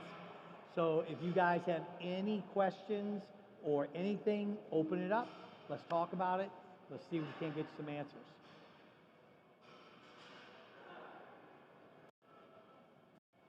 There we go. I'll go out there and start lifting hands. Hi. So when we were talking about glute training, and specifically about core stimulation, are you saying there's a specific way to brace your core when you're doing like certain glute exercises to not stimulate that core so much? If that makes sense? Of course, when we were touching on the core stabilization, if there's like an actual way to brace your core to not use your core, or Yeah. So whenever you do, and usually, because there's two things. Core stimulation comes from doing weighted abdominals. So you have to remember your abdominals, your obliques, your serratus are muscle groups. You train them heavy, they will grow. They will thicken. That's one way you want to be careful of the core stimulation, not directly training the core with heavy weights. Doing it with body weight or maybe just circuits, but keep it light so it's functional, but it's not about putting on a bunch of lifts and thighs. The other one is when it's working with assistance muscle groups. So in other words, when you're doing, let's say, squats, heavy barbell squats. When you're doing barbell squats, your feet are here. When your butt goes this way and you go down, now when you push up, you're pushing up with your torso. So to come out of the bottom of the movement, you're using your torso because you arch and you push, and you're pushing the walls of the abdominals out. So again, you're pushing and you're contracting. You're pushing, that's a building motion. So things like that, or super heavy hip thrust, you know, to the point where you're having to swing and you're recruiting your abdominals to also go. So usually core stimulation comes from going too heavy to where either A, you're directly stimulating the muscle to grow, or B, you're secondarily stimulating the muscle to grow because it's being an assistance muscle group to an exercise. Isolation tends to take that out because you're going lighter, you're keeping the form strict, and you're targeting an area and not recruiting your assistance muscle group.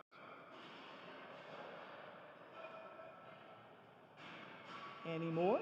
Yeah, go ahead.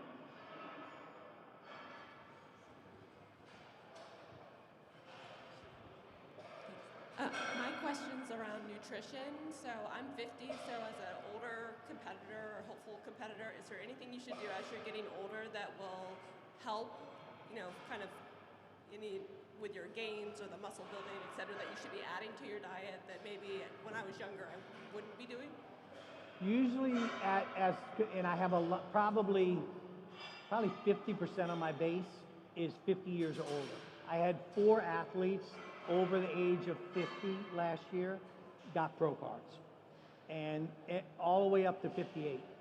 And so with the masters competitors, they tend to have more muscle tone or more muscle density because you've been training longer, you've been working longer. You have to be smarter about how you train because our bodies aren't where they were in our 20s, 25. We don't recover as quickly. So you have to be smarter about giving yourself days off. You have to be smarter about how you're training and how your form and your function is. And you have to be very smart with nutrition because our metabolisms aren't as fast as they used to be. So whenever you work, whenever it's your either masters or your 45, 50, your mind still wants to go like when you're 25, 30, but your body just doesn't respond that fast. So soreness is longer. And if you're sore, basically, if you train and you're sore for 2 or 3 days, that's not a good thing. You know, when I was a numbskull back in my early days, the whole thing was, okay, I want to train where I'm sore for like 3 or 4 days. Dumb, because all that was telling me is my body's not recovering. My muscle tissue's not healing. And that goes all the way back to atrophy. So I would wonder why I wasn't growing because I was overtraining. I was doing too much. But that's what, you know, we didn't know anything. We were following Arnold's Encyclopedia of Bodybuilding. That's all we really knew. We didn't have a lot of philosophy because everything was so new about bodybuilding and everything. But you have to be, as you get older, you have to be much more cognizant of injuries, of illness, of protecting your body. Because if you want longevity, and I've got Jessica Wilson's been with me for 8, 9 years. Most of my clients have been with me for a long time. They've been with me multiple, anywhere from 1 to 12 years. Aria's been with me 12 years now, I think. And you know, we've protected he's a master's guy, but we have protected his body. And it's knowing that line of demarcation. It's knowing where, okay, when I get to here, I'm okay. If I go over that, I'm risking injury. You just have to be a little smarter, and you have to be patient because you already have the muscle density. The years of hard training, that will build that. Now it's about refinement and etching and being smart about how you do things.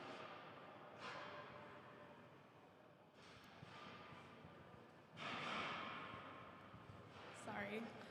What are some things to look for when looking for a coach, and what are some red flags to look out for? What'd you say? Okay. What are the things to look for in a coach, and what are some of the red flags? I thought you'd look at me because you wanted me to talk. If they're old, that be careful. No. Communication, philosophy, their current work. Those are the 3 main barometers about when you go in. I'm the first one to tell anybody you should talk to 2 or 3 people to make sure that you get the right person that fits your personality, that runs the system that best will work for you and will get you from point A to point B because they have a proven track record in what they do with results. There are a lot of good trainers out there, a lot of good. And I'm friends with, I'm one of those people that just has to say hi to every damn body. So I'm friends with a lot of these trainers that are out right now. They're good people, they're good trainers, they do good work. We're all just a little different. You know, Damien and I are really good friends. You know, Ryan Benson and I are really good friends. You know, there's a lot of the trainers out there that we train people different. We don't do things the same way, but we respect each other in what we do. So whenever you're looking for trainers, interview them as if you're putting your life in their hands, basically. So make sure that their philosophy on nutrition matches what your philosophies are and how you want to diet. Make sure that they communicate to you in a way that helps you to understand what their reasoning is and where they're trying to take you, and not just being told something and say, well, just do what I tell you. No, there should be a reason behind that. Because as trainers, it's our job to educate our clients. It's to teach our clients. One of the things I am most proud of, two things I'm most proud of. I have a ton of little baby angels running around. Little babies that all my pros, or my amateurs, they would compete for a year or two and had families immediately. I am so proud of all those little babies because that means everything from a hormonal standpoint and a life standpoint stayed balanced, and that's important. And number two, how my tree goes out from all the people I have worked. I am proud as heck to say that this girl is a hell of a good trainer or a hell of a good posing coach, or whether it's any of my other, athletes that are now coaches that are doing things. And I've worked with a lot of them, a lot of the current team coaches I have worked with. And so it just means I did my damn job. I did what I was supposed to do. Now, they've all taken, they've taken and they've blended and molded their philosophies. So we all learn from somewhere.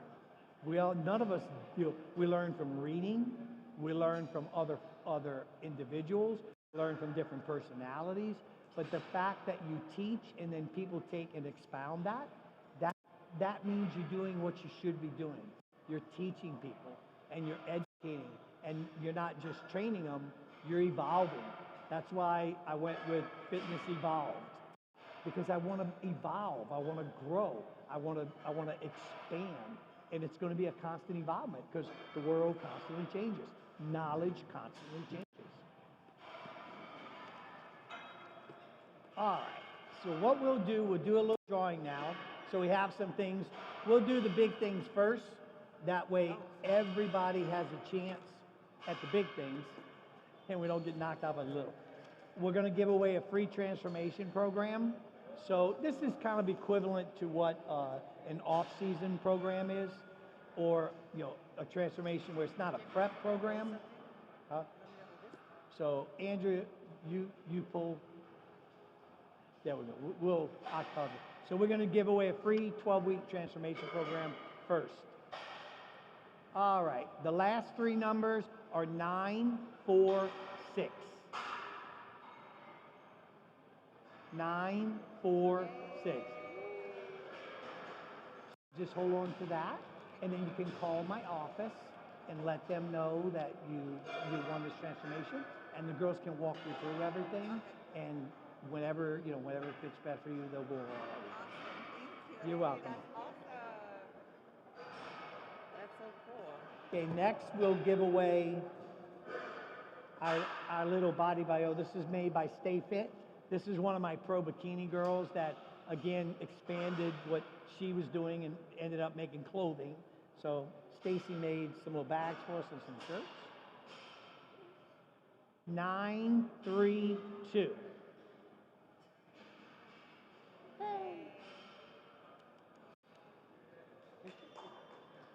Don't fill this with food now. Now we'll give away our body bio. This has been one of my, and I was so excited because I was watching the latest Tom Cruise movie, and I've been saying the statement since like forever, because I started training like when it was the Civil War. I think like my first show was a Civil War classic. So I've been training like a long damn time. I've been saying this statement for a long time. Well, Tom Cruise said it on it was the latest, what's that new one? The Fly movie. Top Gun. Yeah, Top Gun. It was the latest Top Gun. And they made the statement, don't think, just do.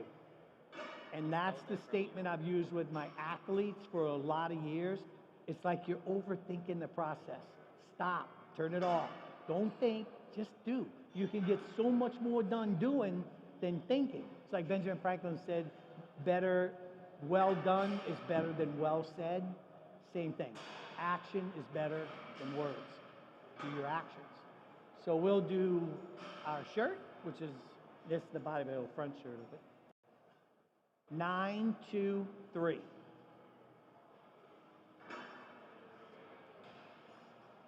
I'm glad everybody's here. Thank you. Thank you. Now we're gonna do one of our, this is our herbal water pills with my herbals because A, they work very, very well. Laura Lee can attest to it. She loves these things. What I did with my herbals, what I did with my herbals is I didn't put caffeine in it. Because a lot of times if they'll use caffeine because it is a natural diuretic, the only problem is if you try to take it at bedtime, you can't sleep. So I didn't put caffeine in mine. I wanted my athletes to be able to take them and then go right to bed. So these do not have caffeine. Oh, Andrea wants her own. 947. Yay. I'm so happy everybody's here. Thanks, Emma. Got it. Now, the next one is my balance complex. Anytime you're dieting, and this goes back to, that's why I use the word balance so much. This helps to balance and stabilize your hormone levels. So it has things in there to regulate and keep your hormones naturally in balance, because anytime you diet, anytime your body fat levels start to drop, when your body fat levels get below a certain place, those hormones can start to get a little wiggly woggly. So this helps to always keep hormones. I use it after shows because I want to rebalance my athletes, and I use it during shows because I want to try to keep it in balance as long as I can until we get to the very end when we're getting ready to step on stage. So it's a really good product. It's similar, it's a better quality than like DIM is. It has DIM in it, but it also has other things to help regulate and balance those hormones.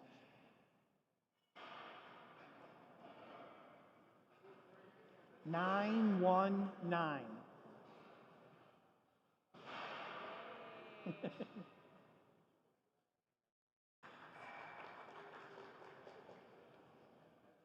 You're welcome.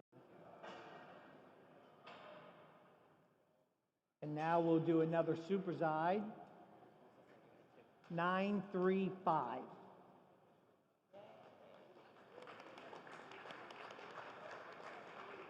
Thank you. And then our last balance.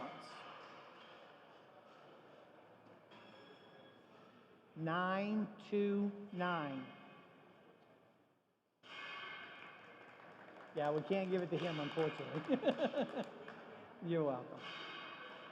So now what we'll do is we'll come down so that if you guys want to take pictures with Andrea or any of us, we're welcome. You're more than welcome to come up. We'll take a picture.